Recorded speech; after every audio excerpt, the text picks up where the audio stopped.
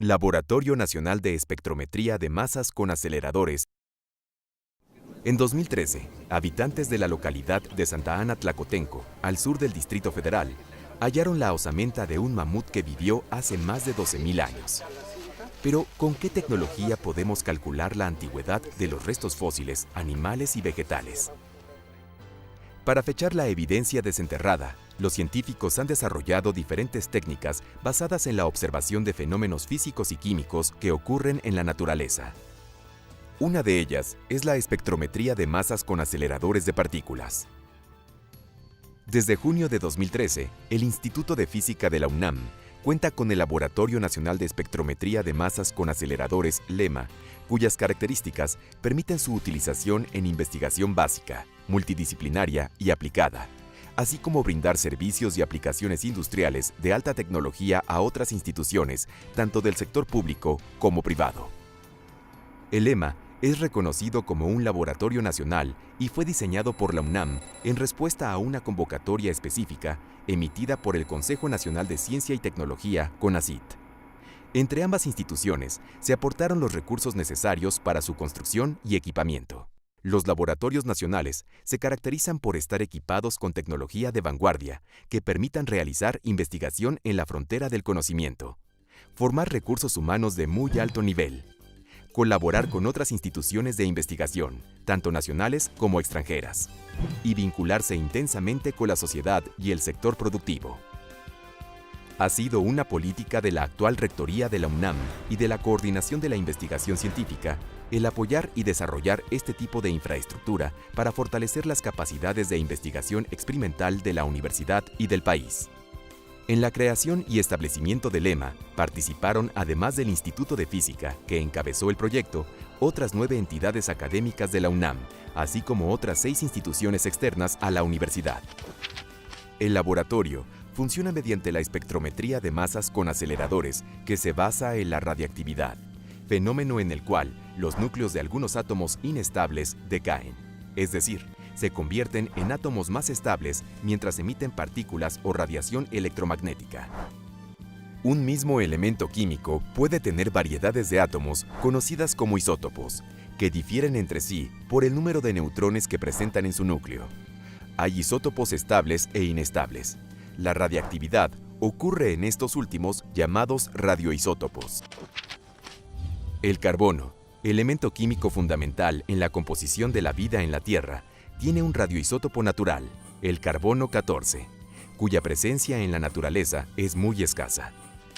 Como cae la arena de un reloj, los restos de carbono 14 decaen radiactivamente con rapidez constante, y por ello resulta útil para calcular la edad de hallazgos antiguos. Los seres vivos estamos en equilibrio con la atmósfera y tenemos más o menos la misma concentración de carbono que los alrededores. Cuando un organismo muere, deja de incorporar carbono y el carbono 14 se desintegra radiactivamente.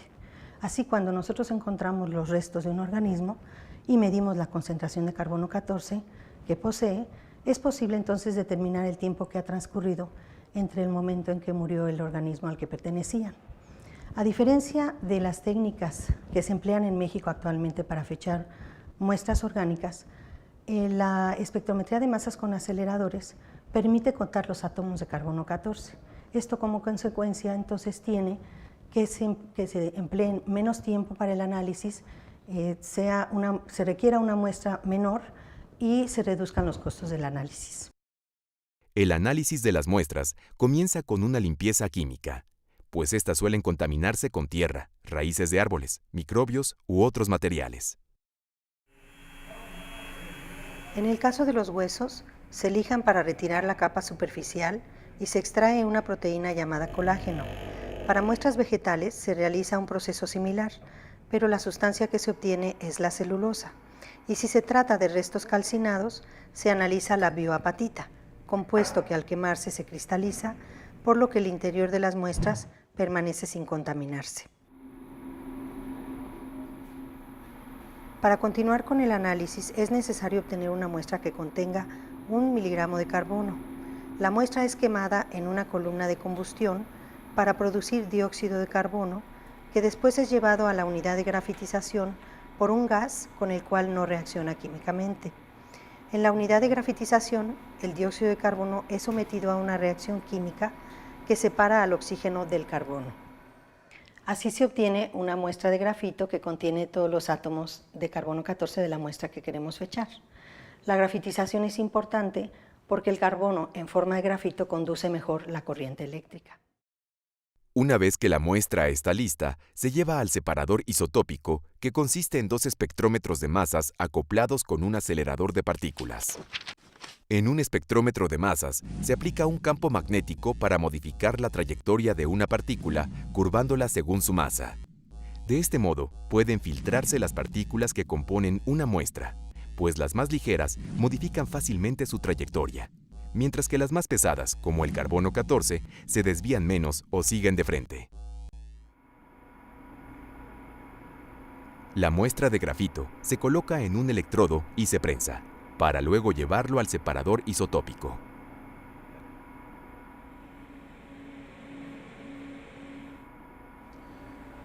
El electrodo o cátodo es colocado en una pieza conocida como carrusel.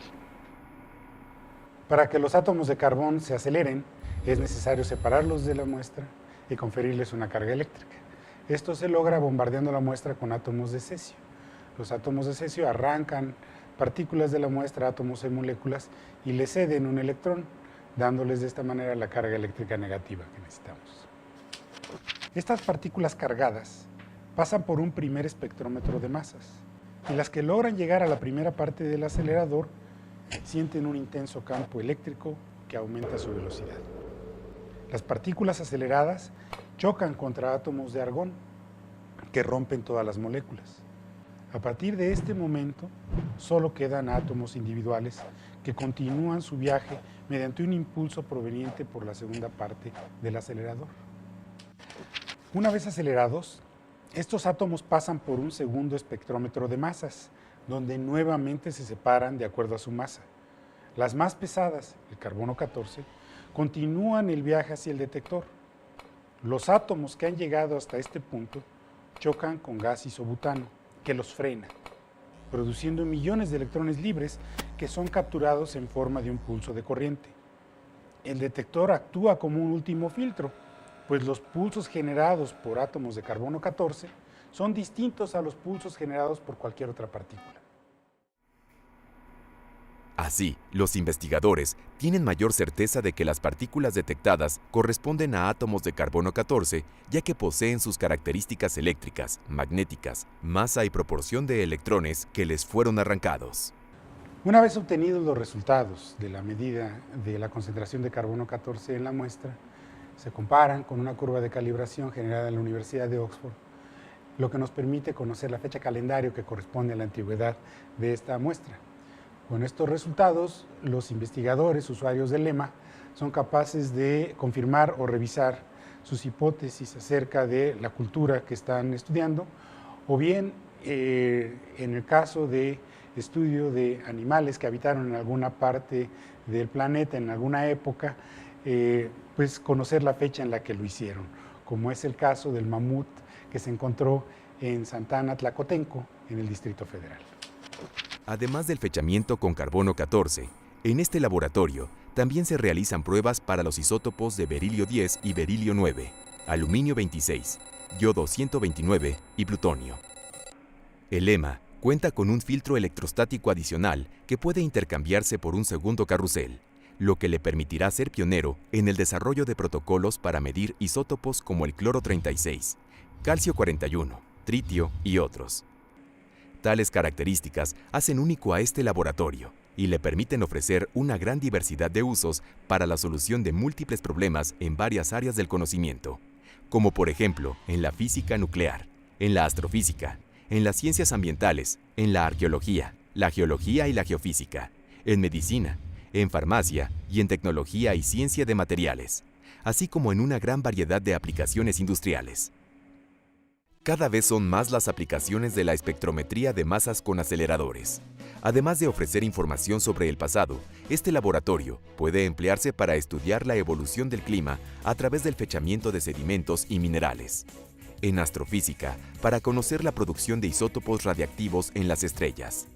en medicina como indicador en estudios metabólicos y en farmacología para determinar las sustancias secundarias que se forman cuando un medicamento es suministrado, entre otras. Uno de los objetivos del EMA es apoyar investigaciones realizadas tanto en la UNAM como en instituciones donde no se cuenta con un acelerador de partículas. El impacto de este laboratorio en investigaciones en proceso es favorable para nuestro país, pues las muestras ya no deben enviarse a laboratorios extranjeros, por lo que su análisis resulta más rápido y económico. La existencia del EMA permite que se realicen en México novedosos proyectos de investigación que antes parecían imposibles. El EMA ofrece sus servicios tanto al sector académico como al industrial, con una capacidad de análisis estimada de 4,000 muestras por año. Asimismo, desempeña un papel importante en la docencia, pues está abierto a estudiantes que deseen realizar estancias o desarrollar proyectos de tesis, en donde se capaciten en el manejo de esta poderosa tecnología. La versatilidad del Laboratorio Nacional de Espectrometría de Masas con Aceleradores del Instituto de Física de la UNAM lo hace único en su tipo, no solo en México, sino en América Latina.